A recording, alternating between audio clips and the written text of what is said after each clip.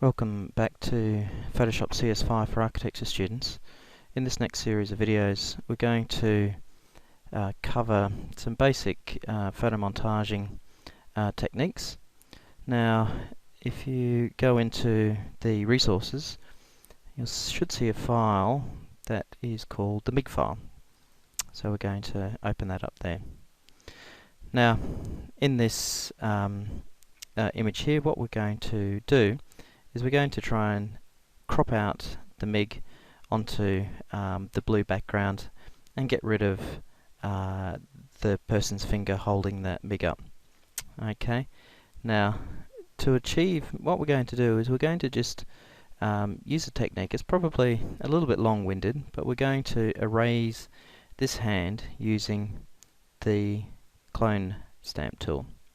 Okay, now we're going to go up to the control menu and we're going to give ourselves a reasonably large brush setting. That should be fine, and we're going to have the opacity run at 100%. Now how the clone tool works is if you hold the Alt key down, you can see the brush turns into a target. That's going to be where the clone is going to source the information from. So we hit our left mouse button there, and then you can see once we start applying that, see the little cross above there? It's actually painting in the section of the image that you can see above it.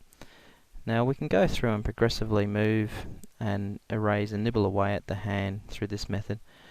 The best thing to ensure that the result doesn't look too artificial is to keep reselecting the areas, and sometimes you'll find there like I'm reaching towards the edge of the paper. So again, just reselect by holding the Alt key down and just nibbling away at the hand.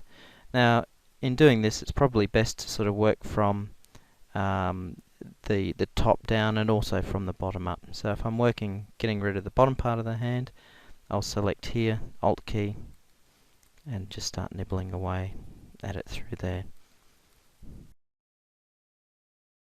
You can see that the technique requires a little bit of patience, but the benefit in using the clone tool is that you get the complexity of colours and sort of background noise that gives a bit of realism to the sort of painting out of this object.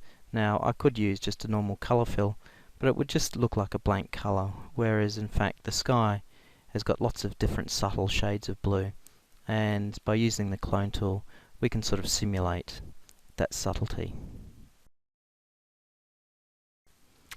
So you can see here with a bit of persistence, now the image is not perfect at this stage yet, but we've got rid of most of that hand, and although we've got a bit of, we can see a bit of line work here and we need to do a bit of blending, but so far so good.